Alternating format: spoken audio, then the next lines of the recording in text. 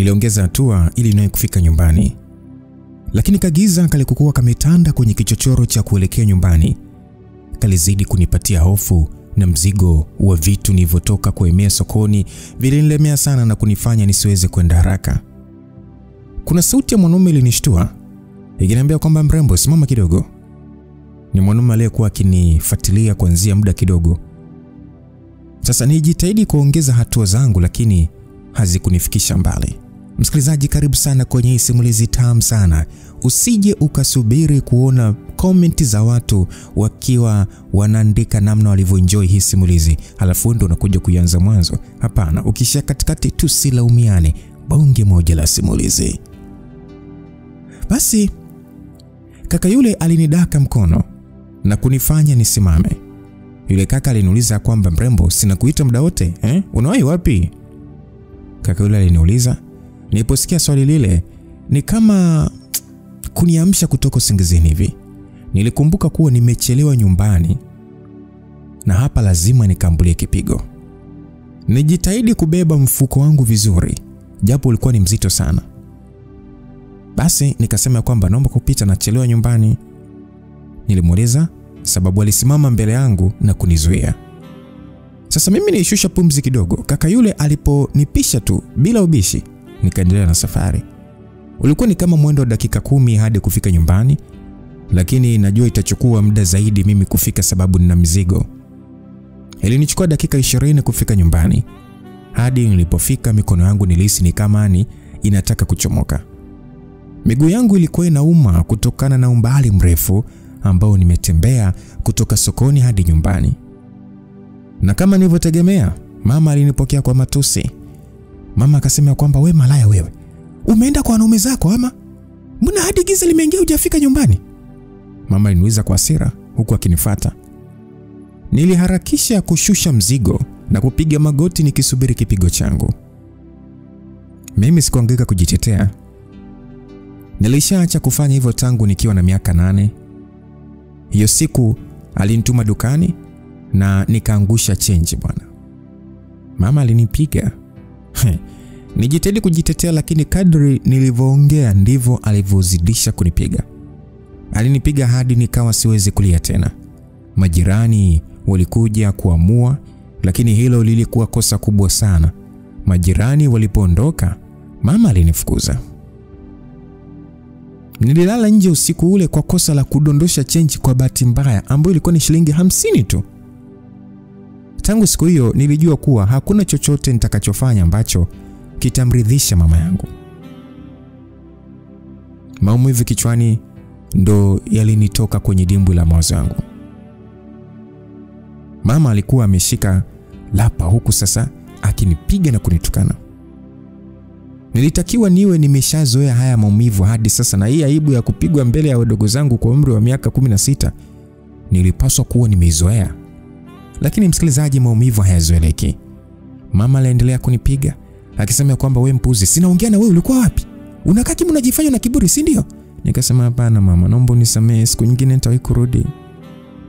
Nilijaribu kujitetea nikijipa matumaini kuwa labda kwa leo mama anaweza kunihurumia na kuniacha, lakini ilikuwa ni kama kumwagia moto petroli. Mama alichukua mpekecho na kuanza kunipiga nao. Nilipatwa na maumivu makali sana, hasa pale ulipotua kwenye mfupa wangu wa mkono. Nilipojaribu kujikinga kidogo ndio nilikuwa napata maumivu zaidi. Nililia sana hadi machozi yakakauka. Nikabaki kutoa sauti tu. Basi sauti kali ilisikika kitarejo. Ilikuwa ni sauti kali ya baba akimuita mama. Sauti hiyo ilimfanya aache kunipiga. Sasa mama akasema kwamba muone, na ole wako chakula kichelewe kuiva wanangu wasinzie. Mama alisema hivyo na kunirushia ule mpekecho. Nilijikaza na kuacha kulia huku nikimshukuru Mungu kwa sababu kufika kwa baba ndio imekuwa pona yangu. Nilikuwa nina maumivu kila sehemu ya mwili wangu na nilikuwa nimechoka sana, lakini sikuwa na nafasi ya kupumzika. Sikuwa na haki hiyo kwenye hii nyumba. Niliinuka haraka kwenda kumpokea baba, lakini alinizuia na kuniambia niendelee na mambo yangu. Baba akasema acha mwanangu, nitavipeleka chumbani tu. Vipi, umeshindaje? Nimeshinda vizuri tu, asante baba. Nilimweleza na kurudi jikoni haraka. Nilianza kutoa vitu nilivyokuja navyo kutoka sokoni. Vitu vya kuoza nilivyosha na kuvihifadhi kwenye jokofu, na vingine nilivyoweka mahali pake jikoni. Niliingia kwenye majukumu yangu bila kujali uchovu niliokuwa nao wala maumivu ya mwili. Niliharakisha kubandika maji ya wali huku nikichambua mchele. Baada ya kuweka wali jikoni, nilianza kuandaa mboga. Baada ya chakula kuwa tayari, nilikitenga na kuwakaribisha wote. Nilienda kuwanyoshea wadogo zangu sare zao za shule pamoja na za kwangu. Nilipomaliza, nilisafisha viatu vya shule vya kwao pamoja na vya kwangu pia, ndipo nikaenda kula. Wakati nilipokaa mezani kula, ilikuwa ni saa 3:30 usiku.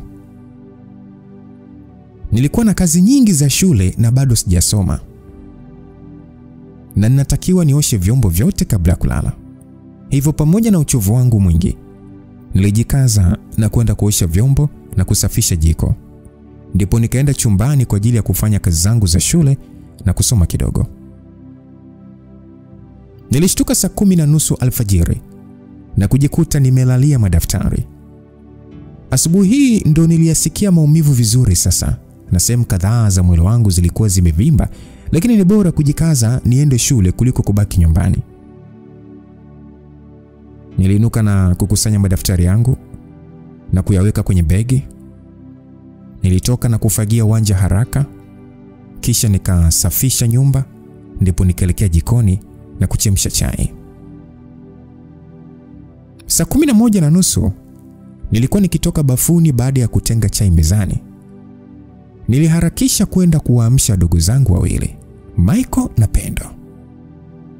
Basi akasema kwamba Pendo, hebu amka basi, unachelewa shule. Nilikuwa nikimwamsha sasa nikimtikisa. Pendo akasema kwamba nini wewe Taira bwana? Unaogopa nikichelewa utapigwa wewe ama? Pendo aliniambia kwa dharau. Kisha akageuka na kuendelea kulala. Nilimsini nikasema, Pendo, sifanyi hivyo. Ninataka niwahi shule mwenzako. Pendo kwa dharau akasema kwamba niache bwana, mimi nimechoka, naendelea kulala. Niliamua kuachana naye na kwenda kumwamsha Michael, ambaye nilimkuta ameshaamka. Michael aliniuliza kwamba Pendo amekataa tena kuamka. Msikilizaji, Michael ana miaka 12 na Pendo ana miaka 10. Lakini Michael ndo mtu pekee kwenye hii nyumba ambaye yuko upande wangu. Nilimuitikia Michael kwa kichwa tu, na Michael akaniambia kwamba unaenda kajiandae tu dada, mimi nitashughulika na Pendo. Basi nilishukuru na kwenda kuvaa sare zangu za shule. Nilitoka na kuchukua maandazi 3 na kuweka mfukoni, kisha nikaondoka nikila ili niweze kuwahi shule. Ninakuwa na amani zaidi nikiondoka nyumbani kabla mama hajaamka na kuanza kunigombeza asubuhi. Nilifika shule mapema na kukazana kumalizia kazi zangu za shule ambazo nilishindwa kufanya jana usiku kutokana na uchovu. Moyoni mwangu nilidhamiria kusoma kwa bidii, sababu naona elimu ndo kitu pekee kitakachonisaidia mimi kuhama nyumbani mapema. Nilikuwa nimebakiza miezi 4 kufikia mitihani yangu ya mwisho ya kidato cha 4. Mitihani ambayo nimekuwa nikisubiri kwa hamu sana. Baada ya vipindi kuisha, saa 8 tulikuwa tuna vipindi vya ziada vinavyoanza saa 9 hadi saa 11. Akilini kwangu niliwaza sana kama nibaki au niondoke. Sikujua siku hiyo mama atataka nipike nini, sababu kwake haijalishi nimerudi saa ngapi, lakini yeye anataka chakula kiwe tayari kabla ya saa 2. Baada ya kuwaza sana, niliamua kubaki tu shule ili niweze kujifunza. Nilijiambia kwamba ninaweza kuvumilia kipigo kwa hii miezi 4 iliyobaki. Nilijiambia hivyo huku sasa nikitoa daftari la historia na kuendelea kunakili maswali kutoka kwenye kitabu nilichoazima kwa rafiki yangu. Muda huo watu walikuwa wameenda majumbani kula, lakini mimi sikuwa na pa kwenda kupata chakula, hivyo nilibaki shule. Basi rafiki yangu Imelda aliniambia kwamba Mara, na kuona uko unasoma kama kawaida yako Aliniambia sasa akiingia darasani ambako nilikuwa mwenyewe. Nikamjibu rafiki yangu kwamba si unajua tena nisiposoma sina pa kwenda. Nilimjibu rafiki yangu hivyo huku sasa nikifunga daftari na kumtazama. Alikuja na kukaa pembeni yangu kwa tabasamu, akasema ya kwamba nimekuletea kitu. Imelda alisema hivyo kwa furaha huku akifungua begi lake na kutoa kibakuli kilichokuwa na chakula. Nikasema, "Oh Imelda." Nijikuta nimepatwa na furaha kubwa na kumrukia. Nilimwambia kwamba asante sana, asante, umekuwa maisha yangu kwa kweli. Nilimwambia huku sasa nikiharakisha kula kabla muda wa kurudi darasani haujafika. Niliporudi nyumbani nilipokelewa na kipigo kama ilivyokuwa desturi ya maisha yangu. Lakini hilo halikunizuia kubaki shule kwa ajili ya masomo ya ziada kila siku. Kila siku niliyopigwa na mama baada ya kutoka shule ilinipa hasira ya kusoma kwa bidii zaidi. Nilitamani nifaulu ili niweze kuondoka nyumbani mapema. Nilikuwa nikiamini kwamba nikifaulu vizuri itawapa wazazi wangu hamasa ya kunipeleka shule nzuri, yani kidato cha ngapi? Cha 5. Kadri siku zilivyozidi kusonga, vipigo vilizidi, lakini mimi sikukata tamaa wala kuacha kusoma. Mimi nilikuwa ni mwanafunzi wa kuvaa nguo za kufunika mikono yangu, ili mtu yoyote asije kuona makovu ya mikono yangu. Siku nilipotoka kwenye mtihani wangu wa mwisho wa kidato cha 4, ulikuwa ni mtihani wa historia. Nakumbuka vizuri sana msikilizaji, machozi ya furaha yalinitoka. Japo najua bado miezi kadhaa hadi matokeo kutoka, lakini nilijiamini sana kwa kile nilichoandika kwenye mtihani. Siku moja nilimwona Imelda akija nyumbani, akikimbia huku uso wake ukijaa machozi. Moyo wangu uliacha kudunda kwa muda. Niliacha kufua nguo nilizokuwa nikifua na kuharakisha kwenda kumdaka, sababu nilihisi labda anaweza kuzimia kabla hajanifikia. Basi Imelda huku akijaribu kuvuta pumzi akasema, Mara, huwezi amini. Nikasema, wewe Imelda, mtulia kwanza, vuta pumzi alafu ongea vizuri, shida nini? Akasema, Mara, matokeo rafiki yangu.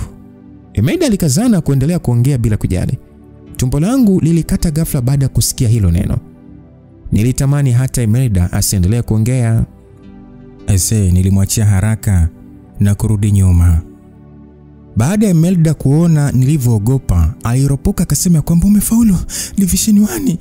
Alisema huku sasa, yani kicheko kikichanganyikana na kilio, na kunisogelea kunikumbatia. Sikuweza kuzuia machozi yaliyotiririka machoni mwangu msikilizaji. Furaha ilijaa kifuani kwangu. Nilitamani hata nipige kelele, nicheke na nishangilie. Sasa nikamuuliza, na wewe vipi? Imelda sasa bado mdogo kiwewe kimemjaa nini? Alishindwa kuongea kutokana na hisia zote alizokuwa nazo. Alionyesha tu vidole viwili hivi mkononi kuashiria kwamba yeye kapata division 2. Nijikuta nikitoa kelele ya kushangilia huku nikimvuta na kumkumbatia kwa nguvu. Tulikuwa tukishangilia kwa furaha sana, lakini muda huo wa furaha ndio muda shetani alipoamua kujitokeza. Mama alifoka huku akitoka ndani akasema kwamba wewe mshenzi, makelele yote ni ya nini? Tulitulia na kuacha kushangilia tukimtazama. Mama aliendelea foka akasema, sina kuuliza. Wewe ni tahiri unashindwa kunijibu ama? Niliona ngoja nimjibu haraka tu, vinginevyo itakuwa ni ugomvi. Nikasema, mama, matokeo yametoka, nimefaulu. Nimjibu kwa furaha sana. Moyoni mwangu niliona hakuna jambo lolote litakaloweza kuniondolea furaha yangu kwa muda huo. Mama aliningonga akasema, haulu nyo. Alipoongea hivyo, aliingia ndani. Machozi yalinitoka. Nilidhani labda mimi nikifanya bidii darasani, basi mamangu atafanyaje? Atanipenda angalau kidogo, lakini hilo inaonekana litakuja kutokea. Imelda akasembea kwamba achana na huyo shetani, hapa cha msingi tusubiri tu shule tutakazopangiwa. Siku sio nyingi utaondoka kwenye hii jehanamu rafiki yangu. Imelda aliongea hivyo, alinitia moyo, lakini kitu pekee nilichokitamani angalau kwa hili swala hata mara moja tu ni kukumbatiwa na mama yangu aniambie neno moja tu, hongera. Nilimwangalia Imelda na kutabasamu. Amekuwa zaidi ya rafiki kwangu na sina maneno ya kumshukuru vya kutosha. Nilimvuta na kumkumbatia kwa nguvu nikasema asante. Nilisema kwa machozi yakinitoka. Imelda akaniambia kwamba hebu acha hicho kichamara, mimi ni rafiki yako. Basi baada ya story 2-3 tukijaribu sasa kuvuta picha ya maisha yetu ya mbeleni, Imelda alirudi kwao na mimi nikaendelea na kazi niliyokuwa nafanya. Ilipofika jioni mida ya saa 12:30, chakula kilikuwa tayari. Hii ni siku ambayo nilitamani sana kuwahi kupumzika. Hiyo ndio njia pekee niliyowaza ya kujipongeza, sababu sikuwa hata na senti moja. Sauti ya baba ilinitoa kwenye mawazo yangu akisema, binti yangu. Niliacha kupakua chakula na kumgeukia baba. Najua matokeo yametoka, siwezi hata kusubiri hadi nikae. Hebu niambie mdau, na vipi, umepata division ngapi? Ya kwanza 0.7 baba. Hongera sana mwanangu, hongera mno. Unajua mimi sikuwa na mashaka na wewe binti yangu. Umenifurahisha sana, hongera sana. Niambie sasa unataka zawadi gani? Baba aliongea. Kichwani kwangu nilikuwa nina mahitaji mengi sana. Nguo zangu za ndani zimechakaa, sina nguo nzuri za kutokea. Asilimia kubwa nguo zangu nilipewa na watu tu na nyingi zimechanika. Sina viatu na pia hata mimi mwenyewe ninatamani kuwa kama hao binti wengine wa rika langu.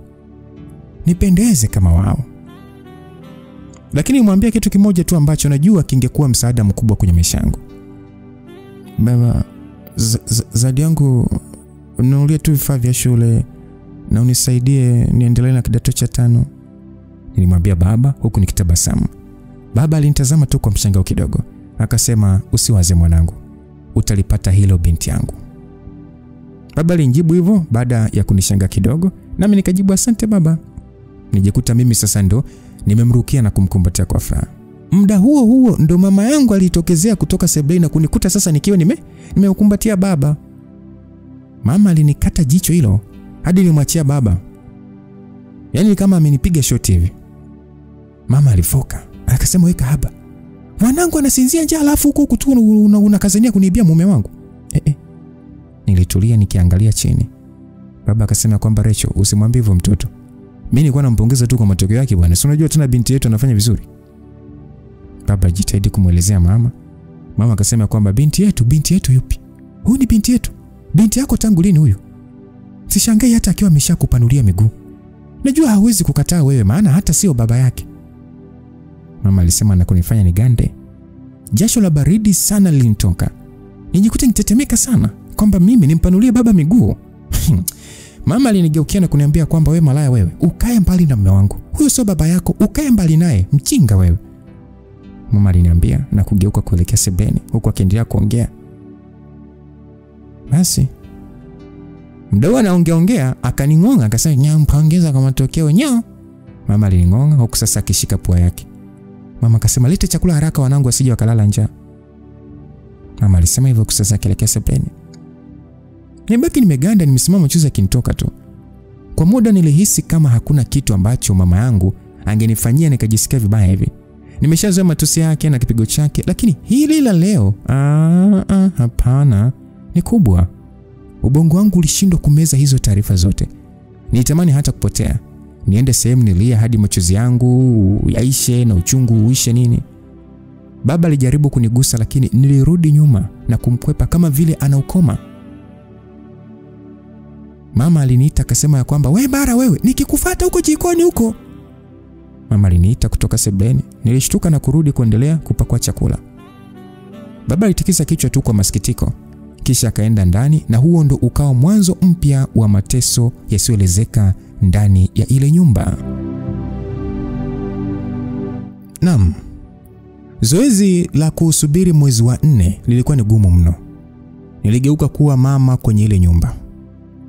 Ilinibidi niamke asubuhi, niandae wadogo zangu waweze kwenda shule, niandae chai kabla saa 12:30 asubuhi ili baba aweze kupata kabla hajaenda kazini, kusafisha nyumba, kufua nguo yani nguo za wenye nyumba wote. Na siku ambazo aliondoka wote, mama alihakikisha hakuna kitu chochote cha mimi kula mchana. Hivyo wakati mwingi kama Emeda asipokuja kuniletea chakula mchana, aise ningeshinda njaa. Sababu mama alikagua unga na mchele na akikuta kitu chochote kimepungua, hata kama ni nyama moja, angenipiga sana. Ni mara nyingi alinipiga kwa madai kwamba nimetumia unga wake lakini sikugusata.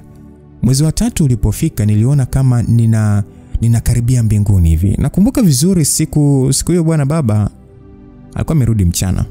Haikuwa kawaida sababu alikuwa ni mtu wa kutoka asubuhi afa narudi jioni au usiku kabisa. Mimi nilikuwa nimekaa nje chini ya mti tu nikiawaza maisha yangu. Tusinajua tena. Baba alitokeza huko akiwa amebeba mfuko. Niliharakisha kwenda kumpokea na kumsalimia.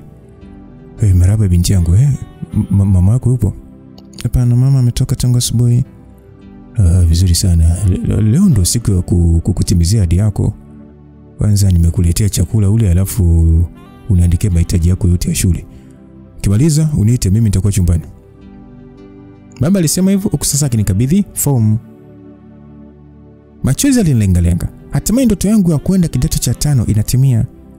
Niliangalia ile fomu iliyoandikwa Kilakala Girls na kuachia tabasamu lililosindikizwa na machozi mengi. Baada ya kulia, nilienda kukaa chumbani na kula. Baba alikuwa ameniletea chipsi mayai na nyama ya kuchoma. Ni kitu ambacho nilikuwa nakula kwa kuibia tu shuleni. Yaani ile ukikaribishwa kuonja na rafiki yako nini, si unajua tena. Lakini leo nina sahani nzima ya kwangu peke yangu. Nilishushia na soda baridi ambayo ilikuja na chakula kile. Niliharakisha kuondoa ushahidi wowote na kujifuta mdomo wangu na kuupaka vumbi kidogo uonekane umepauka, sababu mama anaweza kurudi muda wote. Basi baada ya hapo nilikaa na kuandika mahitaji yangu. Japo kuna vitu ambavyo niliona aibu kuandika, vitu kama nguo za ndani, mataulo ya kike, si unajua tena kumwandikia mwanaume kipengele. Hivyo sikuviandika, lakini mahitaji mengine yote ya shule niliorodhesha na kwenda kumkabidhi baba ambaye nilimkuta ameshaka sebuleni.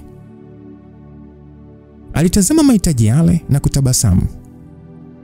"Kuna vitu vingine hapa najua hujaandika, lakini mimi nitakupa pesa kesho ukavinunue kwa muda wako. Mimi narudi ofisini na pia nitapita kukuchukulia mahitaji yako. Nilitaka angalau hili jambo moja tulifanye kwa amani." "Asante sana baba, Mungu akubariki." "Usiwaze mwanangu, mimi nitatimiza tu ahadi yangu na wajibu wangu kama baba yako. Wala usiyasikilize maneno ya mama yako, sawa? Mimi ni baba yako." Baba aliniambia hivyo na kunifuta machozi. Nijikuta nikimkumbatia na kuangua kilio. Moyoni mwangu kulikuwa na uchungu mwingi. Sikuelewa hata kitu cha kufanya kuondoa uchungu wote, lakini kwa wakati huo nilipata amani. "Yaani nilijua tu kuna ukahaba unaendelea huku ndani. Nilijua tu." Sauti ya mama ilinifanya nikaruka na kumwachia baba. Mama alikuwa amesimama mlangoni akitutazama. "Wewe mwanamke kahaba wewe. Wewe si nikwambia ukae mbali na mume wangu wewe. Nitakuua leo. Yaani nasemaje, nitakuua kama umezoea kuvunja ndoa za watu. Nenda huko, lakini sio kwangu." Mama aliongea huku akiokota kiatu chake na kunifuata. Bila kujua nilijikuta nikisogea na kujificha nyuma mgongo wa baba. Sasa mama alifoka akasema, Wilson, naomba unipishe Wilson. Naomba unipishe Wilson." Baba naye akamjia juu. Akasema kwamba wewe leo sitasogea Recho. Umezidi kumnyanyasa huyo mtoto bwana. Hivi kwani umekosea nini wakati huyu ni mtoto tu? Huyu ni mtoto wako. Ulimzaa mwenyewe. Baba alimjibu kwa hasira ambayo sijawahi kuiona. Mama akajibu naye kwamba unadhani nilipanga kumzaa? Nilihangaika kumtoa lakini alikataa. Alichagua mwenyewe kuzaliwa na kuyafanya maisha yangu magumu. Mama alimjibu kwa hasira. Baba naye akajibu ya kwamba watoto hawastahili kuteseka kwa makosa ya wazazi wao. Watoto ni baraka bwana. Basi baada ya baba kujibu hivyo, mama alicheka kwa dharau na kusonya. "Yaani wewe, huyu pepo ni laana. Ni laana kwenye maisha yangu mimi. Wilson, naomba unipishe Wilson. Wilson, naomba unipishe Wilson. Wewe mara toka kwa mgongoni. Jileta hapa mwenyewe, sababu nikikushika mwenyewe yani utajuta kuzaliwa mpuuzi wewe." Mama alifoka. Niliogopa sana na kuanza kujitoa mgongoni kwa baba, lakini baba alinizuia na kuendelea kunikinga kifua. Baba akasema kwamba hautampiga huyo mtoto leo Recho, sababu sioni alichokosea. Baba alimwambia mama na kunisogeza mlangoni huku sasa akinikinga. Mama alibaki pale sebuleni ni akiwa amefura balaa. Yaani leo wewe utafute pa kulala wewe mwanamke. Usirudi kwenye hii nyumba mbwa wewe." Mama aliendelea kufoka. Mimi nitoka na baba mlangoni nikavaa malapa na kwenda naye kwenye gari. Hata sikujua tunapoelekea, lakini nilichojua ni kwamba baba ndio njia pekee ya kujiokoa kwa wakati huo. Tulienda hadi kazini kwake ambapo aliniambia nimsubiri kidogo. Baada ya dakika kadhaa, na kweli nimsubiri, alirudi na kuwasha gari, kisha tukaelekea kwenye duka la viatu ambapo tulienda kununua viatu vyangu vya shule, kisha tukaenda kununua madaftari na vitabu na mahitaji mengine mengi tu. Siku ile ni kati ya siku ya furaha maishani mwangu. Mpaka kufika jioni nilikuwa na mahitaji yangu yote ya shule. Ilikuwa bado wiki moja kufikia siku ya shule kufunguliwa, lakini nilimsihi sana baba anilipie tu nauli niende kesho yake ili kumkwepa mama yangu. Baada ya kumsihi sana baba alikubali na kunikatia tiketi ya kuelekea Morogoro na gari la saa 1. Sasa binti yangu, huko sasa utalala wapi? Baba aliniuliza aliponipeleka kula chakula cha jioni baada ya kukata tiketi. Baba, hata kuna shida baba, mimi nitalala hapa stendi kwenye gari. Hapana bwana, mimi siwezi kuruhusu hilo. Siwezi kabisa bwana. Wewe ni mtoto wa kike bwana. Lakini umeshanifanyia mambo mengi sana leo baba. Mara, wewe ni mwanangu kama alivyo Michael na Pendo, umesikia? Unadhani mimi ningewaacha walale nje? Siwezi kabisa bwana. Hapa mimi nimewaza tu tukutafutie chumba hapa karibu. Sawa mizigo yako tuiache kwenye ofisi ya gari ili kesho usipate shida. Punguzia vitu vya muhimu tu kwenye begi la mgongoni, alafu vitu vingine vyote vibaki ofisini. Sawa baba, nimekuelewa, asante. Tulipomaliza kula nilipunguza vitu vya muhimu kama nguo, mafuta, sabuni na kuweka kwenye begi la mgongoni na mizigo mingine tukaiacha ofisini.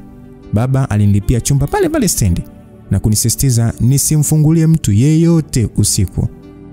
Akaniachia namba yake kwenye simu ndogo alionunulia na kuniambia nimtafute nikipata shida yoyote.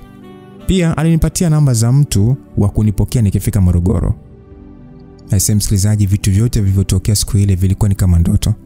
Nilimshukuru sana baba. Aliniaga na kunikabidhi 60,000 kwa ajili ya kula njiani na matumizi mengine madogo na kuniahidi kuja kunisalimia shule. Nilijikunja kitandani na kulia sana machozi ya furaha baada ya kuagana na baba. Nililia hadi niliposinzia. Kulipokucha nilijiandaa haraka na kutoka kwenye kile chumba. Nilitoka nikiwa nimevalia sare yangu ya shule. Niliogopa sana baada ya kuona ule mkusanyiko wote hadi nilihisi sitaweza kupata gari langu kwa wakati. Kijana mmoja aliyekuwa mbeba mizigo alitokea na kuniuliza napoelekea. Ilikuwa ni saa 12 asubuhi japo gari langu lilikuwa likiondoka saa 2. Nilitoka mapema kwa kuhofia kuchelewa. Sasa kabla sijamjibu yule kijana, simu yangu iliita. Nilipotazama niliona jina la baba. Nilipokea haraka nikiamini nitapata msaada kutoka kwake. Bwanangu vipi? Mbona upo kwenye kelele hivyo? Umeshatoka kwenye chumba cha kulala? Baba aliuliza kwa mshangao japo sauti yake ilionyesha kama ametoka kusinzia hivi, yani ametoka usingizini. Ndio nimeshatoka. Shikamoo baba. Baba mwanangu, sasa mbona umetoka mapema hivyo? Nilipanga nije baadaye kidogo lakini ngoja nitoke sasa hivi. Tafuta mgawa uagize chai hapo na kuja muda si mrefu.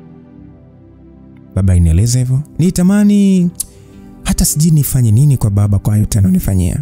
Mimi nitabasamu tu na kumshukuru sana kisha kakata simu.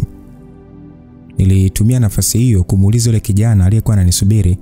Nikamuulizia mahali palipo na mgawa. Kijana yule alinipeleka kabisa.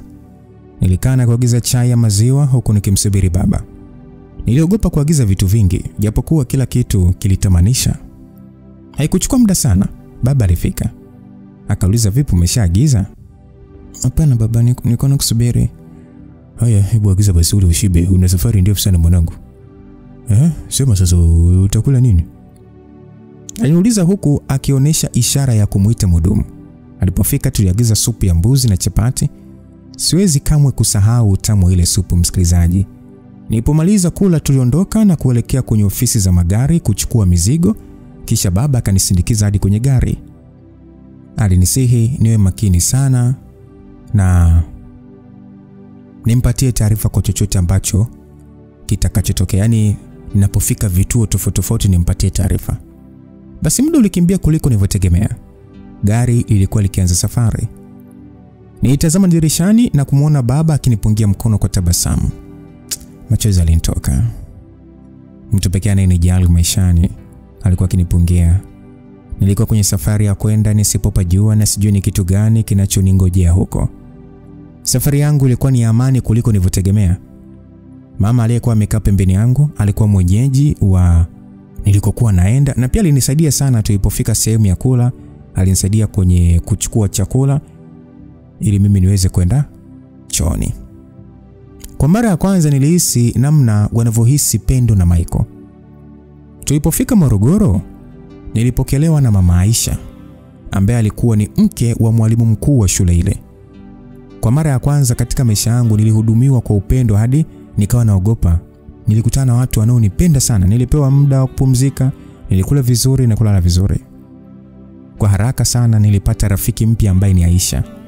Nilifurahi zaidi baada ya kujua tutakuwa pamoja shuleni. Kulipokucha, niliamka alfajiri na kuanza kufanya usafi. Usiku uliopita nilijitahidi na kuweza kujua pa kupata dekio na mfagio. Wakati mama Aisha alipoamka kulikuwa kumeanza kupambazuka na mimi nilikuwa nimemaliza kufanya usafi ndani, nimeamia kufagia nje. Mama Aisha akanisemesha akasema, mwanangu, mbona umedamka hivyo jamani?" Aliongea kunishtua kutoka kwenye dimbwi la mawazo nililokuwa nalo. Nikasema, shikamoo mama." "Marahaba mwanangu. Mbona umeamka mapema hivyo badala ya kupumzika? Ulikuwa safarini jana tu. Mimi nitegemea ungepumzika leo." "Hakuna shida mama, nitapumzika tu baadaye." Hapana. Leta mfagio nimalizie mimi." "Na huyo Aisha amke. Hebu kama amshe aoshe vyombo. Kama amshe. Inatakiwa aoshe vyombo afu upumzike." Basi nigoma kabisa, hatimaye akaniacha nimalizie kazi ile, na ndio kama mwanzo wa mimi kupendwa sana na familia ile. Hayawi hatimaye yakawa muda wa kwenda shule ulifika na hatimaye tukafungua shule. Kwangu mimi shule ilikuwa ni kama mbingu. Nilijaliwa kupata marafiki wengi na rafiki yangu mkuu akiwa ni Aisha. Baba alikuwa mwaminifu na kufunga safari kuja kunisalimu, na mara nyingi nilipata nafasi ya kuongea naye kupitia simu ya mkuu wa shule, na mara kadhaa alinitumia pesa. Mimi sikusimangwa ise. Sikupigwa wala mimi sikuchukiwa. Hilo lilifanya maisha yangu yawe mazuri sana. Kwa kweli niliyafurahia sana sana sana sana. Nakumbuka sikurudi nyumbani hata siku za likizo wala sikukuu. Yaani mimi nilipoona ni kama magereza na sikutamani hata kurudi. Na kwa kipindi chote nilichokuwa shule, mama yangu hakuwahi kunipigia hata mara moja. Nakumbuka siku moja nikiwa kidato cha 6. Ilikuwa ni siku ya pili ya mtihani wetu wa kuhitimu kidato cha 6. Ilikuwa ni ajabu sababu baba hakunipigia hata kunitakia mtihani mwema tangu nianze mitihani. Kitu ambacho sio kitu cha kawaida. Mwalimu mkuu alisema tu baba amesafiri na kunikabidhi kiasi cha pesa ambacho baba alinitumia kwa ajili ya kujikimu. Lakini hiyo siku ya pili ya mtihani, mwalimu mkuu aliniita na kuniuliza kama nimekula. Nilitabasamu na kumjibu ndio. Japo naona hakufurahishwa na majibu yangu sababu alinikabidhi mfuko wa keki na kuniambia nikale na marafiki zangu. Haikuwa siku yangu ya kuzaliwa, hivyo nilibaki na maswali sana. Siku hiyo karibia kila mtu alinihudumia kwa ukarimu sana. Mpaka hapo msikilizaji, kwa haraka tu unachokifikiria ndicho hicho. Nilipata janga kubwa sana kwenye familia yangu. Baba alifariki dunia. Liniuma kwa sababu nilikuwa kwenye mitihani ya mwisho. Kwa nilivyomaliza nikarejea nyumbani. Nilipofika nikaenda kwenye kaburi la babangu. Nililia kama chizi. Nilijaribu kufukua kaburi lakini watu walinizuia. Kwa wakati ule sikuona hata umuhimu wa maisha haya. Nilitamani ningelala kaburini na babangu ambaye ndio mtu pekee aliyenipenda duniani. Nilifanya mitihani yangu kwa bidii nikikusudia kumfurahisha babangu, kumbe babangu alishaniacha tangu siku ya pili ya mitihani yangu. Kweli maisha mwanadamu ni fumbo. Nilipomaliza mitihani badala ya kufurahi kama wenzangu, nilianza kuomboleza msiba. Msiba wa mtu pekee aliyenipenda. Hakuwa babangu mzazi, lakini alinijali kama vile mimi ni damu yake. Hakupenda kuona mateso niliyopitia chini ya mikono ya mama, na alipambana kadri niwezavyo, alipambana kadri awezavyo kunitimizia ndoto yangu. Leo hii hayupo. Mimi sikuwa na mpango wa kurudi nyumbani baada ya mitihani, lakini baada ya taarifa ya kifo cha babangu ilinibidi nirudi kutoa heshima zangu za mwisho kwa ushujaa wangu. Baada ya kumwomboleza babangu nirudi nyumbani ambapo sasa mama alikuwa akinisubiri kwa hamu. Alianza kunitukana kuanzia mbali. Watu walitoka majumbani mwao kutazama aibu yangu. Mama aliongea maneno mengi sana. Aliniaibisha sana. Alizungumza jinsi nilivyoondoka kwa dharau. Lakini mimi sikujali. Nilibubu jiko tu na machozi. Na nilifikiria kwamba baba angekuwa hai nisingeaibika hivi. Basi bwana, nilifuta machozi na kutembea haraka niingie ndani. Nilipofika mlangoni, mama alinisukuma akasema kwamba wewe umeshakuwa mtu mzima. Si uliondoka hapa kwa dharau? Haya ni nini kilichokurudisha? mama aliniambia nikiwa chini najikusanya. Aisha ambaye alinisindikiza alijaribu kuninyanyua pamoja na Imelda, lakini sikutaka hata kuinuka. Maumivu wa moyo wangu yalizidi. Nililia kwa uchungu sana. Sikujali kama nachafuka au watu watanionaje, lakini niliamua kutoa ule uchungu wote niliofungia moyoni. Niliona kama vile sitaweza kuendelea mbele. Mama alitazama kwa dharau na kufunga mlango. Watu waliokuwa wakitutazama walianza kuondoka mmoja baada ya mwingine. Aisha na Imelda walibaki kunibembeleza tu, lakini niliwaambia tu waniache nilie, sababu kwa nini iwe kwangu tu Je, ni mimi ndo nimeandikiwa kila siku nile sahani ya shubiri kama riziki yangu? Baada ya kulia sana, nilichoka na kuamua kutulia tu, huku machozi yakinitiririka. Baada ya Aisha kuzungumza na wazazi wake, waliniinua na mimi sikujali chochote. Nilikuwa nimechoka sana na nilikata tamaa. Tulianza kutembea taratibu na baadaye nikaelekea, walikuwa wakinipeleka kwa kina Imelda. Sikutamani hata kuongea na mtu yote. Nilikaa na kutazama usiku ukipita na ikawa asubuhi. Kulipokucha, Imelda alijaribu kunipa kifungua kinywa, lakini sikuwa hata na hamu ya kula. Aisha aliniambia nijiandae tuondoke. Baada ya kujiandaa tuliondoka na kuelekea stendi. Tulianza safari ya Morogoro. Niliwaza tu maisha yangu yatakuwaje baada ya hapo. Tulifika Morogoro mida ya saa 10 jioni, ambapo tulipokelewa na wazazi wake Aisha. Familia ile ilijitahidi sana kunionyesha upendo, lakini upendo ule ulikuwa ukizidi kunitonesha kidonda. Baada ya kuwaza sana, niliamua kutoka na kwenda kujitafutia maisha. Sikutaka kubaki pale kuwa mzigo. Baba Aisha alijitahidi sana kutuhimiza, na wote kwa pamoja tulijaza fomu za kuomba mkopo wa elimu ya juu, japo moyoni mwangu hata sikuwa na tumaini lolote la kupata mkopo ule. Nakumbuka siku hiyo ilikuwa ni Jumanne asubuhi tu. Hapo ni wiki 2 baada ya mimi kurudi Morogoro. Nilikusanya nguo zangu chache tu nilizokuwa nazo, ambazo nyingi ni sare za shule. Niliziweka zote kwenye begi na karatasi dogo tu ambalo lilikuwa na namba za familia ile. Baada ya kuwasaidia kazi asubuhi niliwaaga. Mwanzoni walikataa kabisa, lakini niliwasisitiza na kuambia siwezi kubaki kuwa mzigo. Nilijipanga kuondoka na nikiwaahidi kuwa nitawapa taarifa nitakapokuwa nimefikia. Basi mama Aisha aliniambia sasa kinishika mkono kwa kunizuia, akisema kwamba binti yangu usifanye hivyo, naelewa unavyojisikia na mimi siwezi kukuzuia, lakini naomba utoke utafute kazi, lakini jioni urudi hapa kulala. Ukipata kazi kama itakubidi uhamie huko, basi utakuja kuchukua vitu vyako, lakini usiondoke hivi, sisi ni familia yako. Basi machozi alinitoka, japo nilimuelewa, lakini sikutaka kukubali kwa urahisi. Baada ya kushauriana sana niliamua kukubali, sababu hata sikuelewa usiku ule ningelala wapi. Nirudisha begi langu na kuaga kuwa naenda kutafuta kazi. Ama kweli ng'ombe wa maskini hazai. Nilizunguka sehemu nyingi kuanzia migawani hadi maduka, lakini sikupata chochote. Nilipofika saa 9 nilikuwa nimechoka kwa jua, njaa na kiu pia. Nilikuwa mbali sana na nyumbani. Nilijiegesha pembeni ya duka ili kuweza kupata angalau kivuli. Basi kuna mwanamke aliyekuwa dukani alinikaribisha, akasema kwamba karibu dada. Nikamjibu asante, nimesimama tu hapa napumzika jua. Nimjibu kwa tabasamu. Dada yule alinikata jicho akasema, sasa kama ununui kitu toka hapo bwana, unanifukuzia wateja. Nilisogea pembeni pale. Nikaanza kutembea kuendelea na safari yangu. Nikiwa katika mawazo yangu, niliona mgahawa kwa mbali. Nilijitia moyo na kwenda pale. Nilisalimiana na huyo mama hapo kwenye mgahawa, nikamsalimia nikasema shikamoo mama. Akasema marahaba binti yangu, karibu. Yule mama alinikaribisha kwa upendo sana. Nikamjibu kwamba asante mama, natafuta kazi yote tu, hata usafi nitafanya. Mama yule alinitazama kwa tabasamu kabla ya kunijibu. Akasema kwamba kuna kazi ya kuosha vyombo, sema leo mauzo hayakuwa vizuri sana, hivyo sina hela ya kukulipa, labda tu nikupatie chakula na soda. Nilimjibu yule mama kwa haraka ya kwamba niko tayari mama, hakuna shida. Yule mama akasema sawa, nifuate nikuoneshe kazi yako.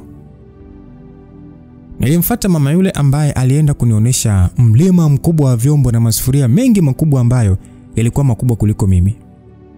Nilitazama na kutazama. Natamani kuahirisha, lakini tumbo langu lilikoroma na kunikumbusha njaa. Nilinama na kuanza kazi. Baada ya masaa 3 nilimaliza kuosha vyombo huku nikitetemeka njaa. Nilipoingia ndani nilikuta sahani kubwa ya wali nyama pamoja na Fanta orange na chupa ya maji. Mchumia juani hulia kivulini. Kweli nilikula hadi kusaza. Kisha mama yule akanipa 500 na kuniambia amependa uchapakazi wangu, kesho nirudi tena asubuhi. Haikuwa pesa nyingi, lakini nilifurahi mno kwani mimi nimepata kazi. Nirudi nyumbani kwa furaha na kuwasaidia nilichoweza. Mapema sana niliamua kwenda kulala. Basi bwana, nilidamka na kusaidia kazi za nyumbani na kuondoka mapema sana. Nilihakikisha nimefika kwenye ule mgahawa saa 12:30 asubuhi. Mama yule ambaye nilifahamu anaitwa Mama Neema alinipokea kwa furaha na kunikabidhi majukumu yangu. Nikaingia kazini. Nianza kufanya kazi bila hata kukubaliana malipo. Nilipata shughuli nyingi za kufanya. Niliandaa viungo, nilitumwa kufuata vitu sokoni, niliosha vyombo, nilifanya usafi hadi ilipofika jioni ambapo ulikuwa ni muda wangu wa kutoka. Mama yule mkarimu aliniruhusu nitoke mapema ili nistembe usiku. Wakati natoka, mama yule alinikabidhi 4,000. Moyo wangu ulifurahi sana. Nilipiga hesabu na kuona kwa siku 5 nitakuwa nimetengeneza 20,000, ambayo of course naona ni pesa nyingi. Sasa nilirudi nyumbani kwa furaha sana. Mzunguko ulikuwa hivyo. Nilifanya kazi pale kwa mwezi mmoja ambao nilikusanya 80,000. Kila siku nilifurahi zaidi kuona akiba yangu ikikua. Siku moja mchana nikiwa sokoni sasa, nilisimamishwa na kaka mmoja hivi ambaye ni mwendesha pikipiki. Alianza kuzungumza nami kwa heshima, hivyo nilitulia kumsikiliza. Na alionekana kunifahamu sababu aliniambia amekuwa akiniona kwenye mgahawa wa Mama Neema. Alisema anahitaji kuzungumza na mimi. Moyo wangu ulikuwa na amani naye, hivyo tulikubaliana kwamba tuonane jioni nikitoka kazini. Alitabasamu na kuniambia atanisubiri muda wa kutoka. Basi nilikuwa na shauku kubwa ya kuonana naye niweze kusikia alichotaka kuniambia kaka yule. Jioni nilipotoka, kaka yule alikuwa akinisubiri karibu na pale mgawani. Mambo mara, poa kaka. Pana basi twende mahali tukazungumze. Hakuna haja, kwani unachotaka kuniambia ni kipi hicho hadi twende ndo tuongee? Mbona unaringa hivyo? Kitu chenyewe mimi ninachotaka kuelezea ni kwa faida yako, acha maringo bana. Sio maringo kakaangu. Natakiwa kwa nyumbani, mimi na majukumu huko. Sawa, ni swala la kazi mimi ambao ndo nataka kuzungumzia. Kazi yenyewe inalipa vizuri sana, lakini labda umesharidhika na maisha yako. Basi kaka yule alianza kuongea kwa dharau, na hapo nikatia wasiwasi nia yake. Basi kaka, asante kwa msaada wako. Mimi na wewe nyumbani. Nilimwaga na kumwacha hapo akiongea kuhusu nilivyo na dharau. Nilitembea haraka na kutafuta usafiri wa kunifikisha nyumbani, nikijua fika kuwa kaka yule hakuwa na nia njema na mimi. Nilifanya kazi pale kwa Mama Neema hadi mwezi wa 10 ambapo majina ya wanafunzi waliopata mkopo yalitoka. Kweli sikujipa matumaini kuwa nitapata mkopo huu, lakini moyoni nilitamani nifanikiwe katika hili. Nilipitia majina mara 3 lakini jina langu halikuwepo. Japo chuo kilinichagua, lakini sikuwa na namna ya kujilipia. Lakini rafiki yangu Aisha, yeye alipata mkopo. Naomba tu niambie ukweli. Nijikuta nikimchukia Mungu. Kwa nini ampe aliyenacho lakini mimi nisina kitu chochote akaninyima?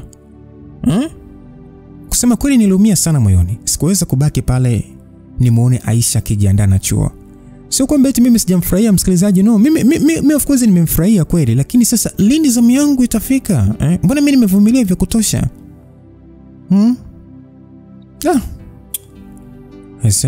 Usiku ule niliutumia kupaki nguo zangu zote. Basi nilisema ya kwamba Aisha, nimefurahi sana umepata mkopo. Na ninafurahi sababu najua hautaichezea hii bahati. Japo mimi siwezi kuendelea kubaki hapa Aisha, inabidi nitafute maisha kwa bidii, labda nitaweza kujilipia chuo. Nilimwambia hivyo Aisha msikilizaji. Nilitulia kidogo kujizuia kulia. Haukuwa wakati sahihi wa kulia. Aisha, kesho naondoka. We, Mara. Bwana, sio hivyo bwana. Unajua mbona hujafukuzwa nyumbani? Unataka uondoke uende wapi sasa? No, mimi siwezi kubaki hapa Aisha. Nilibaki tu kusikilizia huu mkopo lakini sijaupata. Sasa nasubiri nini tena? Huu ndo wakati wa mimi kuanza kutafuta maisha kwa bidii. Nimeshaona siwezi kutoka kwenye upande wa elimu, labda bidii zangu mwenyewe ndo zitaniokoa kimaisha. Kwa hiyo acha tu niende nikapambane. Nilimweleza huku nikijitahidi kutokutoa machozi sababu moyo wangu umechoka sana. Usiku kucha nilikuwa nikiwaza nifanye nini uende tasaidia kupata unafuu wa maisha. Mpaka kulipokucha niliamua kwenda Dar es Salaam. Kwanza ni karibu, japo usifahamiani na mtu yoyote huko, lakini ule ni mkoa ambao watu wote wanafanikiwa. Nami niliamini siwezi kwenda huko bila kufanikiwa. Nilichukua akiba yangu ambayo niliitunza kwa miezi yote na kuihesabu, ilifika 200,000. Nilikusanya kila kilicho changu na kuiaga familia ile. Awamu hii walijitahidi kunizuia lakini sikutaka kabisa kukaa pale. Niliona kama kukaa pale kutanizuia kukua kwangu. Begi langu halikuwa kubwa, sikuwa na nguo nyingi. Nilitafuta usafiri wa kunifikisha stendi mapema asubuhi saa 2. Nilipata basi na kuingia kukaa kwenye siti yangu. Haikuchukua muda kwa basi kujaa na safari ya kwenda jijini Dar es Salaam ikaanza. Baada ya masaa 3.5 tuliingia Ubungo. Niliposhuka nilichanganyikiwa kidogo, kulikuwa na watu wengi sana. Nikakumbatia begi langu na kuanza kupita katikati ya watu. Nilifanya kusukumana ili niweze kupita katikati ya watu. Baada ya kufanikiwa kusogea pembeni kidogo, nilisimama nikavuta pumzi kwanza. Jua lilikuwa ni kali sana. Nilikuwa na kiu ambayo haielezeki. Nilitoa shilingi 500 na kushika mkononi, kisha nikamsimamisha mtu anayeuza maji. Baada ya kufanikiwa kupata maji ya kunywa na kutuliza kiu yangu, nilianza kuwaza nianzie wapi. Kwa namna fulani nilijilaumu kwa kuja tu bila kupanga mambo, lakini siwezi kuendelea kuishi kwenye nyumba ya watu kwa muda wote huo. Kitu pekee nilichofanikiwa kuelewa kabla sijaondoka Morogoro ni kwamba nikifika Dar nitafute chumba Mbagala huko, naamini huko ndiko kuna maisha ambayo nitaweza kuishi. Baada ya kutulia kidogo, nilikumbatia begi langu vizuri na kuanza kufuatana na umati wa watu wanaotoka stendi, nikitarajia kupata gari la kunipeleka mpaka Mbagala. Baada ya kutoka mpaka nje ya geti la stendi, nilibaki nikishangaa. Nilikuwa nashangaa magari yaliyokuwa yanabeba abiria, sio magari madogo madogo kama niliyozoea. Huko Costa ndo zinabeba abiria. Nilijaribu kusimama pale nje nikielewa namna hali inavyoenda, lakini sikuona gari zozote za Mbagala. Hata sikujua nianzie wapi. Japo niliogopa sana kuuliza watu sababu watu wangejua mimi ni mgeni na angeweza kunitapeli. Lakini kwa wakati huu sikuwa na jinsi zaidi ya kuuliza mtu. Nilijaribu kuangalia mama mtu mzima hivi ambaye ndo niliona anaweza akanifaa kwa ajili ya shida yangu ya kuulizia. Basi nilivyomwona mama mtu mzima nikamfuata na kumuuliza. Alinielekeza niende stendi, yani stendi nyingine ya Makumbusho, ili niweze kupata gari za Mbagala bila shida. Basi akanielekeza na jinsi ya kupata hayo magari. Nilimshukuru na kuelekea sehemu alioniambia niende ili kusubiri gari hapo. Nilipofika Makumbusho nilikuwa nimechoka. Wakati huu sasa ndo nilikuwa nikisikia njaa vizuri. Lakini nilitamani nifike kabisa Mbagala ndipo nijaribu kutafuta chakula sasa. Kwa sababu nikianza kutumia vibaya pesa ambayo nimeipata kwa shida vile, maisha yangu yatakuwa ni magumu sana haraka. Nilifanikiwa kupata mtu wa kumuuliza ambaye alinionyesha mahali magari ya Mbagala yalipoegeshwa. Nilienda na kukaa kwenye siti ambayo haiko mbali na mlango. Nilikaa pale na kuanza kusinzia kutokana na njaa, lakini sasa niliogopa kulala muda wote. Nilikuwa nimekumbatia begi langu. Kwenye begi langu kulikuwa kuna pesa ambayo ndio maisha yangu yote. Nilikaa kwenye daladala nikishangaa tu. Nina hakika kila mtu alijua mimi ni mgeni kutokana na jinsi nilivyokumbatia begi langu, huku sasa nikishangaa majengo na magari mazuri. Nijitahidi sana nisiviangalie, lakini sikuweza kuacha kushangaa vitu vyote vizuri nilivyokuwa naviona, huku moyoni mwangu nikijiuliza kama nitaweza kufanikiwa kumiliki chochote kwenye haya maisha. Nilikana kutazama jinsi tukipita kwenye magorofa mazuri na kuanza kuingia kwenye sehemu ambazo zinaonekana kabisa ni za wenzangu na mimi kuishi. Nilijaribu kutulia huku sasa nikijaribu kukariri vituo kulingana na jinsi Konda alivyokuwa anataja. Nilishaamua kuanzia mwanzo kuwa nitashuka mwisho wa gari, sababu sijui pa kuanzia. Hivyo nadhani hapo patanifaa kuanzia miangiko yangu. Niliposhuka mwisho wa gari, nilisikia simu yangu ikiita. Nilipoitazama, niliona Aisha akinitafuta. Kusema kweli sikutaka hata kuongea naye. Sitaka kuongea na mtu yoyote. Moyo wangu ulikuwa unauma sana. Watu wote maisha yao yani ni kama maisha yamewanyokea, lakini mimi tu ndio nilikuwa ni mtu wa shida. Sasa kwa nini tuendelee kuwasiliana? Baada ya simu kuacha kuita, niliizima kabisa na kuirudisha kwenye begi. Nilianza kutembea taratibu nikiona biashara za watu. Kusema kweli nilikuwa nazitamani zile biashara. Nilitamani na mimi nipate meza yangu niuze vitu vidogo vidogo kama sabuni, miswaki. Hiyo ndio biashara ambayo naweza kufanya, na kwa jinsi watu walivyo wengi hapa stand, sidhani kama nitakosa mauzo hata kidogo. Tumbo langu liliunguruma kunikumbusha njaa niliyokuwa nayo. Ilikuwa ni saa 8 kasoro, hivyo nina haki ya kusikia njaa ukizingatia sijala kitu tangu asubuhi nilipoamka. Nilitabasamu kidogo nilipoona mama ntilie.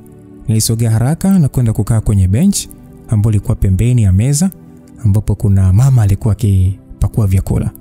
Sasa baada ya kusalimiana pale na kuagiza sahani ya wali maharage, nilitulia kidogo nikisubiri kulijaza tumbo langu. Kisha nikashushia na soda. Baada ya kumalizana kulipa pesa pale nilikuwa nimevimbiwa kabisa. Hapa naweza kukaa hadi kesho bila shaka. Nilimshukuru yule mama, lakini kabla sijaondoka nilijaribu kumuuliza kama anahitaji mtu wa kumsaidia. Alinikatalia bwana. Ni kitu ambacho kiliuvunja sana moyo wangu. Yule mama alisema ya kwamba kama unataka kazi hapa, huwezi kupata kwa mantilie. Wengi tulioko hapa tuna watu wengi hata kuliko tunavyoweza kuwalipa. Watu wengine wanafanya kazi ili tu uwape chakula. Kwa hiyo kupata ajira kwa njia hii itakuwa ni ngumu sana binti. Lakini kama una shida sana, kuna guest iko pale chini. Walikuwa wanatafuta mtu wa usafi, unaweza kwenda hapo. Yule mama alivyosema hivyo alinifanya sasa mimi nitabasamu. Nikasema asante sana dada. Nimshukuru na kufuata maelekezo aliyonipatia ili kuifikia hiyo guest. Basi nilipofika nilikaribishwa mapokezi pale na mdada ambaye alinitazama kwa dharau. Akisema kwamba karibu. Alisema kwa sasa macho yake sasa akiwa ni kwenye simu yake ya kupangusa. Yaani hicho ni kati ya vitu ninavyovitamani sana maishani. Nimwambia kwamba asante, nimeelekezwa kuna nafasi ya kazi hapa. Yule dada aliacha kutazama simu yake na kunigeukia. Alinishusha kisha akanipandisha. Akanishusha, akanipandisha. Kisha akatabasamu akasema kwamba una hakika utaweza kazi yenyewe? Nikajibu ndio dada. Nimeelekezwa ni kazi ya usafi, kwa hiyo ninaamini naweza kufanya usafi vizuri sana na nitajituma. Nilimweleza kwa moyo wangu ukianza kufurahia kwa matumaini ninayoyapata. Yule dada alicheka kidogo. Kisha akasema kwamba unajituma Haya sawa. Ngoja nimpigie boss. Aliniambia na kuinua simu yake. Nilishikilia begi langu vizuri na kuegemea ukutani. Nilikuwa nimechoka sana, lakini moyo wangu ulikuwa umejaa matumaini. Nusu saa baadaye alikuja mwanamke ambaye anaweza kabisa kuwa mama yangu, lakini hakuwa amejistiri hata kidogo. Nilipomwona hata sikujihangaisha kumtazama, sababu nilidhani ni mtu amekuja kuchukua chumba, lakini nilipomsikia akimuita ule niliyemkuta mapokezi kwa jina lake, nilijua fika kuwa huyu ndo mtu niliyekuwa ninamsubiri. Basi yule dada wa mapokezi anaitwa Sesi bwana. Sesi akasema kwamba binti mwenyewe ndo huyo. Sesi ambaye ndo dada nilimkuta mapokezi alisema hivyo. Mama yule mnene aliyekuwa amevaa gauni fupi hadi mimi nikawa naona aibu, alinigeukia na kunitazama. Alitabasamu baada ya kuniona akasema kwamba Sesi, huyu anafaa kabisa. Alisema kwa kunipandisha na kunishusha. Yule mama akaniuliza kwamba una miaka mingapi mrembo? Nikasema na miaka 19. Yule mama aliachia tabasamu. Akasema wow, umeshakuwa mtu mzima kabisa. Nina hakika utaweza kufanya kazi. Sasa amesema umemwambia unajituma sana Basi naamini hautaniangusha. Nikajibu ndio, sitakuangusha kabisa mama. Yule mama akasema, wewe, nani mama yako? Hakuna mama yako hapa. Wewe niite tu dada Selina. Alafu hujaniambia jina lako. Nikamwambia naitwa Mara. Basi yule mama akasema, haya sawa. Sasa atakuonyesha mahali pa kulala, sababu kwa jinsi ulivyoshika hilo begi, sidhani kama hata una mahali pa kulala. Utaanza kazi kesho mapema kabisa, kwa leo pumzika. Sasa atakuelekeza kila kitu. Aliniambia sasa akimgeukia Sesi na kumwambia mimi ni kazi yake. Baada ya Sesi kumjibu atanishughulikia, Selina aligeuka tayari kwa ajili ya kuondoka. Nilimfuata haraka nikasema kwamba dada, haujaniambia kuhusu malipo. Nilimueleza hiki ni kitu ambacho nilishauriwa nihakikishe ninajua mapema kabla kuanza kazi yoyote. Lazima nijue ni kiasi gani. Yule Selina akasema ya kwamba utalipwa kulingana na kujituma kwako. Selina aliniambia kisha kageuka na kuondoka. To be honest, sikuelewa kabisa kitu alichokuwa na maanisha, but nilibaki tu nikimtazama akiingia kwenye gari kali sana jeusi na kuondoka. Nilisubiri gari linipite ili niweze kusoma nijue ni gari gani. Nilibaki nikitamani tu moyoni na mimi kuweza kumiliki RAV4 kama dada Selina. Niliporudi ndani, Sesi alinipeleka kwenye chumba kilichokuwa nje kidogo. Kilikuwa na vitanda viwili vikubwa lakini kilikuwa kichafu sana. Mabegi ya nguo yalikuwa mengi sana. Ni kama vile hiki chumba walikuwa naishi watu wengi sana. Kwenye kitanda kimoja nilimuona dada mmoja akiwa amelala. Alikuwa anaonekana amechoka sana. Na nguo aliyovaa ni fupi kiasi kwamba hawezi kukaa bila kuivutavuta. Dada akaniambia kwamba hapa ndipo tunapolala. Unaweza kuweka begi lako hapo kisha ukaoga, nitakupatia nguo za kuvaa. Hauwezi kufanya kazi hapo ukiwa umevaa nguo kama hizo. Basi aliniambia hivyo. Mimi nilitulia kidogo na kujitazama vizuri. Nilikuwa nimevaa sketi ya kitenge ndefu tu tena nzuri niliyoshonewa na wazazi wa Aisha kipindi tulipomaliza mitihani. Na hata hizo nguo zenyewe nilipatiwa kipindi nimetoka kumomboleza babangu. Na kwa upande wa juu nilivaa t-shirt ya shule. Ndio hazikuwa nguo nzuri sana, lakini hazikuwa na shida yoyote mbona. Mimi nilikuwa nazitumia tu kwenye kazi kipindi nikiwa Morogoro na hakuna aliyewahi kuongea chochote kuhusu nguo zangu. Basi kabidi nimuulize nikasema kwamba kwani nguo zangu zina shida gani? Sasa alinitazama kama vile ninamtia kinyaa na kumchosha. Sisi kwa sira kidogo akasema, sikia, hapa wafanya usafi wanavaa sare. Ni sehemu ya majukumu yako ya kazi. Kwa hiyo hautaruhusiwa kuingia kwenye guest ukiwa haujavaa sare. Nilibaki kimya na kufuata kila alichoniambia. Nilijiandaa na kwenda kuoga. Niliporudi nilikuta nimewekewa sketi nyeusi na nguo ya juu inaonibana sana ya rangi nyekundu. Sketi ilikuwa juu kidogo ya magoti yangu na kila wakati nilihangaika kuivuta kidogo. Sijui watu wanafanya vipi usafi wakiwa wamevaa hivi. I don't know. So baada ya kuzijaribisha nilizitoa na kuziweka pembeni. Kisha nikavaa nguo nyepesi na kupanda kitandani nikalala. Nilikuwa nimechoka sana kuanzia mwili, akili hadi moyo. Nilipofika jioni niliamka baada ya fujo kuwa nyingi pale chumbani. Nilikaa huko sasa nikishangaa kuona mabinti wengi, nadhani hata 7 walikuwa wanafika. Walikuwa katika harakati za kuvaa, wengine wakijiremba, japokuwa kila mmoja alikuwa amevaa nguo fupi ambazo sielewi wana mpango wa kwenda nazo wapi. Nilifikicha macho yangu baada ya kukaa na kubaki nikiwashangaa tu. Kuna mdada mmoja ambaye alikuwa akihangaika kutengeneza maziwa yake yaonekane makubwa kwenye gauni aliyokuwa amevaa ambalo lilikuwa linambana kiasi kwamba nisidhani hata kama alikuwa anaweza kupumua. Akasema kwamba hatimaye kama amka, haya mpenzi unaitwa nani? Nikajibu kwamba naitwa Mara. Nilimjibu lakini sauti haikutoka. Nilikoa kidogo kisha nikamjibu tena kwamba naitwa Mara. Akasema, "Oh Mara, mimi naitwa Frida." Aliniambia sasa akinitazama kwa tabasamu. Nikasema nimefurahi kukufahamu. Nilimjibu huku mimi nikiendelea kushangaa jinsi watu walivyokuwa wanajiandaa. Hakuna hata mmoja aliyekuwa ananitazama zaidi ya Frida. Kuna dada mmoja ambaye alionekana mshari sana. Akasema kwamba haya, kama mmeshamalizana utambulisho wenu, sasa nakusubiri huko. Unatakiwa ukahakikisha vyumba vyote ni visafi kabla tujaingia kazini. Frida alimwambia huyo dada aliyekuwa ananifuatia akasema kwamba wewe Amina, hebu muache binti watu jamani, ndio kwanza amefika. Mtu mwenyewe kwanza ndo ameamka hapa. Alafu unaanza kumpelekesha hivyo. Yule Amina naye akajibu kwa siri kwamba alafu na wewe nitolee unafiki wako. Kama ungekuwa mtakatifu si ungeenda kuwa sister. Nimeshakwambia acha kuingilia maisha yangu Frida. Acha maisha yangu Frida, acha. Wewe ngoja. Basi Frida naye alimjibu kwa siri akasema kwamba kwa nini ameingilia maisha yako? Wewe mbwa nini? Nimekuambia tu hakuna haja ya kumfokea binti wa watu. Ni mgeni hata leo anachotakiwa kufanya. Sasa unamfokea weje mtu mwenyewe ndo mtu hata ana hata siku mbili unaanza kumfokea. Frida naye alimjibu hivyo kwa siri. Sasa walianza kusogeleana. Mimi nitamani kusema kitu sababu ilionekana kabisa wanataka kupigana, lakini sasa mimi sikuweza kusema chochote. Na wale dada wengine hata hawakuwa wakihangaika nao. Kila mmoja alikuwa akihangaika na nguo yake ili yani walikuwa wanatengeneza nguo ili iwe fupi zaidi. Au wengine wanatengeneza nyuso zao nini. Amina akasema kwamba wewe nitakuharibu hiyo sura unayoringia wewe mwanamke. Hivi unaletea upuzi hapa? Kwa sababu unapendwa na bosi, si ndio? Amina alisema sasa akimsukuma Frida ambaye alirudi na kumsukuma pia.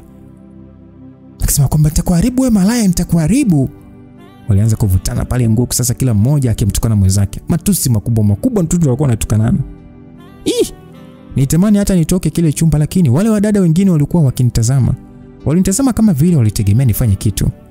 Lakini sikuelewa kitu cha kufanya. Sauti ilisikika kutokea mlangoni ikisema kwamba hebu acheni huo ujinga. Amina na Frida waliachiana haraka na wale wadada wengine wakarudi kwenye mambo yao haraka pia. Niligeuka na kumuona ule mama ambaye ndio boss, ambaye kwa bahati mbaya jina lake nimeshalisahau msikilizaji.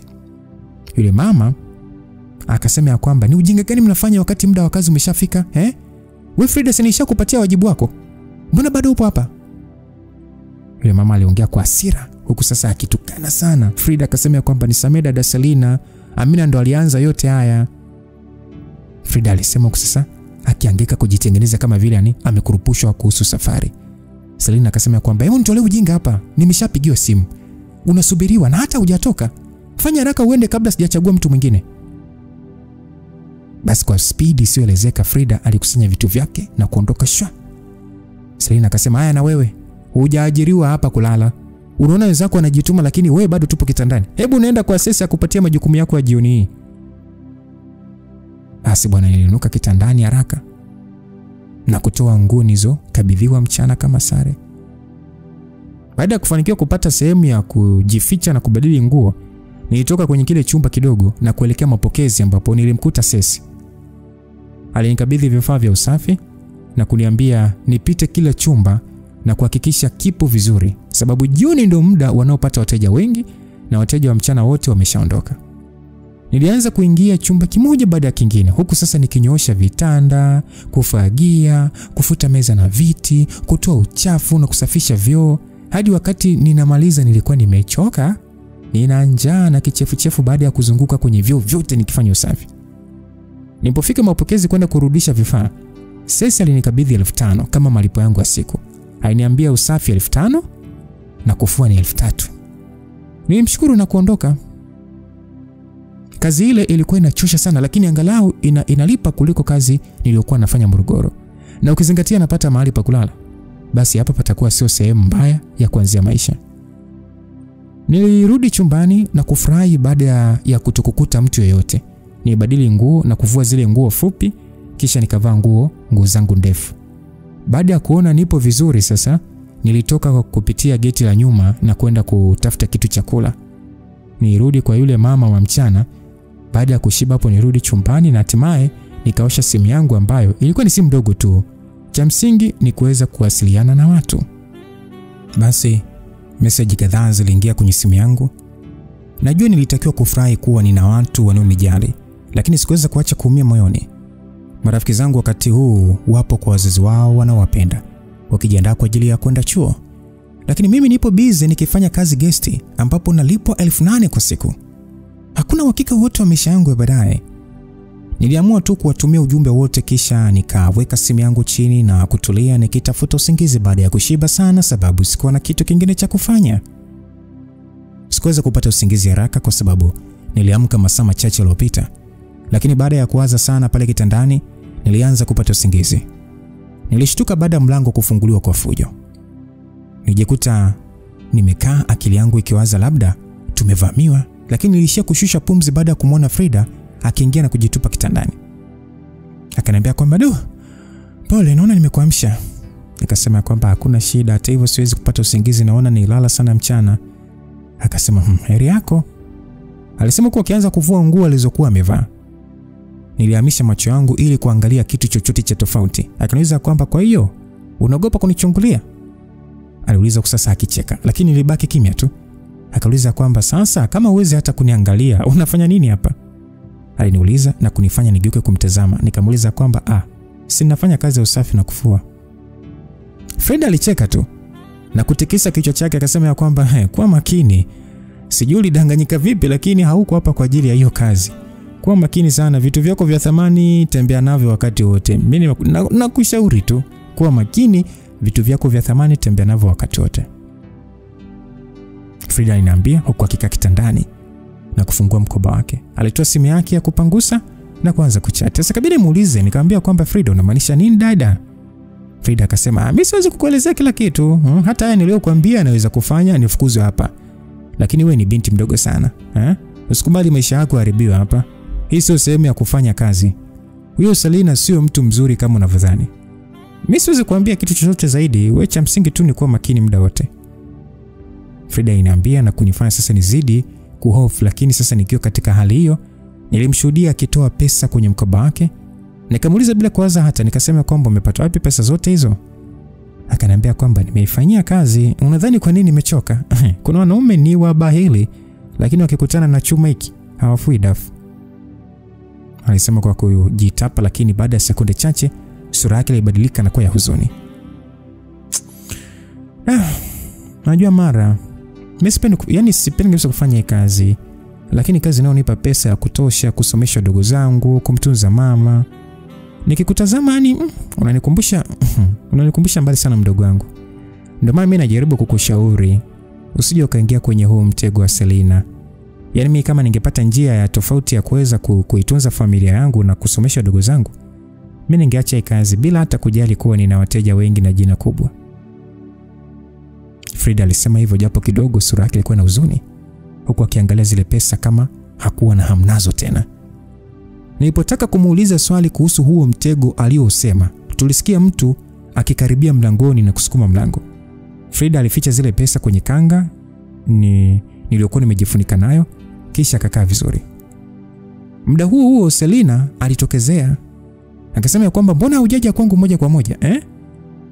Selina alimuuliza kwa hasira. Sasa kwa upole kabisa akamueleza, akamwambia kwamba sina cha kukupa leo Selina, si umeshalipo moja kwa moja. Selina akasema, wewe unanifanya mjinga, si ndio? Ninajua lazima umepewa pesa ya kuondoka nayo, na makubaliano yalikuwa chochote unachopata tunagawana nusu kwa nusu, sababu mimi ndo nimekuunganisha. Selina alimueleza Frida huko akifoka. Basi Frida naye alifoka akasema kwamba kwa hiyo wewe ndo uje unipe malipo siku utakayoamua wewe, ama na siku nyingine unikope. Wote tunajua unalipwa pesa nyingi sana kwa ajili yangu, lakini pesa unaonipa haitofautiani na pesa unazowalipa watu wengine. Kwa nini usiniache tu nifurahie maisha hata kidogo? Frida alifoka huko akitoa sasa 10,000 kwenye pochi yake, kisha akamrushia Selina. Akasema, nusu hiyo bwana. Nilipewa 20,000 ya usafiri. Frida alimwambia kwa dharau. Selina alimkata jicho lakini hakusema chochote, kisha akatoka. Frida alikaa chini huku akivuta pumzi. Macho yake yalijaa machozi lakini hakukubali kulia. Alitulia dakika chache kisha akainuka na kuja kukaa pale kitandani pembeni yangu. Nilimkabidhi pesa zake ambazo alizihesabu mbele ya macho yangu. Ilikuwa ni karibia 400,000. Kama nisingekuwa na akili timamu, ningetamani kuwa na maisha yake, lakini baada ya yote niliyoyasikia, akili yangu ilianza kuelewa kila kitu kinachoendelea hapa. Hivi nani mpaka dakika hajaelewa biashara inayoendelea? Frida hakuongea tena na mimi. Alikusanya vitu vyake na kuviweka kwenye pochi, kisha kaniaga na kuondoka, akiniambia kuwa bado ni mapema sana. Nirudi kujiegesha kitandani na kuanza upya zoezi la kutafuta usingizi. Lakini ilipofika mida ya saa 10, nijikuta nikiamka sababu kila mtu alianza kurudi na hakuna aliyerudi kwa ukimya. Wengine walikuwa wamelewa, wengine walikuwa kilalamika vitu ambavyo hata sikuvielewa. Yaani pakitulia kidogo nikianza kupata usingizi, mtu mwingine anaingia na kelele zinaanza upya. Yaani sikuweza tena kupata usingizi. Hivyo kulipopambazuka tu niliamka na kuoga. Kisha nikavaa na kubeba pesa zangu pamoja na simu, sababu maneno ya Frida ya jana usiku yalikaa vizuri sana akilini mwangu. Kwa siku ya leo nilitaka nikipata nafasi mchana niende kutafuta chumba. Siwezi kuendelea kuishi hapa. Moyo wangu haukuwa na amani kabisa. Basi baada ya muda kidogo nilianza kazi ya usafi na kubadili mashuka nini, kisha nikatoa mashuka na mataulo machafu kwa ajili ya kufua. Hadi mchana sasa unafika ndo nilipomaliza na nilikuwa nimechoka sana. Baada ya kupokea malipo yangu, nilitoka kwa ajili ya kutafuta chakula. Nilienda moja kwa moja kwa yule mama aliyeniuzia chakula jana. Nilijaribu kumuuliza kuhusu mahali pa kupanga. Alinielekeza kuwa ni mbali kidogo, hivyo nikapanga kwenda kesho yake. Na hivyo ndivyo siku zilivyosogea msikilizaji. Kila siku nilichoka zaidi. Hivyo nilisogeza mbele swala la kutafuta nyumba na taratibu nilianza kuzoea maisha pale. Japokuwa kila siku maneno ya Frida yalikuwa yale yale, lakini kwa wakati huu hata wale wadada wengine angalau walikuwa wananiongelesha wakati huu. Wiki 2 zilipita nikifanya kazi pale. Siku moja usiku bwana Sesi alikuja kuniita nikafanya usafi. Haikuwa kawaida mimi kuhitajika kufanya usafi saa 3 usiku. Lakini nilipomuuliza alinifokea na kuniambia kuna mteja ametapika, hivyo nahitajika kwenda kufanya usafi. Niliinuka kitandani na kuvaa sare zangu kwa uhuru, sababu wadada wote walishatoka kwenda kwenye kazi zao. Baada ya kuvaa vizuri, nilitoka na kuelekea mapokezi ili kuchukua vifaa vya usafi kutoka kwa nani? Kwa Sesi, sababu yeye pekee ndio mwenye funguo za store. Lakini Sesi aliniambia niende chumba namba 6 nikaangalie nitahitaji vifaa gani vya usafi ndio nirudi kuvichukua. Hakutaka nimsumbue kwa kurudi kila wakati. Kusema kweli sikuelewa maana ya yeye kuniambia hivyo, sababu wote tunajua nahitaji tu madekio na hivyo na sabuni tu. Lakini alishanifokea vya kutosha, hivyo sikutaka kuendelea kumkwaza. Niliitikia kwa kichwa na kutoka nikielekea kwenye chumba alichoniambia. Basi bwana, niliingia kwenye kile chumba kwa ujasiri nikidhani hakuna mtu. Lakini cha kushangaza nilimkuta mwanaume mtu mzima kabisa akiwa amejifunga taulo. Niligeuka haraka ili nitoke, lakini aliniwahi na kwenda kusimama mlangoni. Wakati huu maneno yote ya Frida yalianza kurudi akilini mwangu. Aisee, nilijuta kwa nini sijatoka hapa hadi leo. Yule mzee akasema kwamba naona Selina hakudanganya kabisa Yule mzee alisema hivyo huku sasa akijaribu kunisogelea. Lakini nirudi nyuma huku nikianza kuwaza namna ya kutoka kwenye kile chumba. Yule mzee akasema kwamba hakuna haja ya kukimbia. Mimi nitakuridhisha na kama ukinifurahisha nitakupa kila kitu unachokitamani maishani. Yule baba alisema huku sasa akijaribu kunigusa. Lakini akili yangu ilifanya kazi haraka sana. Nilimsukuma akaangukia kitanda. Ilikuwa ni rahisi kwa sababu hakutegemea kama mimi nitafanyaje nitamsukuma. Nilimpiga teke katikati ya miguu yake, kitu kilichosababisha sasa apige kelele. Nilimnyang'anya funguo na kufungua mlango, sasa nikihema machozi yakinitoka. Pale nilipodhani nimefanikiwa kuokoka, nilimkuta Selina akinisubiri pale mlangoni. Kitu gani kiliendelea? Tukutane sehemu ya pili msikilizaji. Hii simulizi naomba nisizungumzie sana. Watakaofika mwisho ndio watakaotoa ushuhuda kwenye comment. Nawe utasoma kama utaishia katikati. Lakini kama tutafika mwisho wote utakuwa ni mmoja wa shuhuda. Wengi tumeburudika na simulizi zilizopita ikiwa ni pamoja na Ramso na nyingine nyingi tu. Teddy nini, lakini kwa hii hapa itaingia kwenye top 3 ya simulizi ambazo zinafunga mwaka. Mtayarishaji wa hii simulizi si mwingine ni dada yetu Chuchu, na mimi niliyekusimulia hii simulizi ni Lucas Lumbas. Tukutane sehemu ya pili tuone hili sekeseke litakuwaje, maisha ya Mara yatakuwaje, story time yenye kuhuzunisha, kufurahisha, kuelimisha na mambo mengi zaidi. God be with you till we meet again. Bye bye.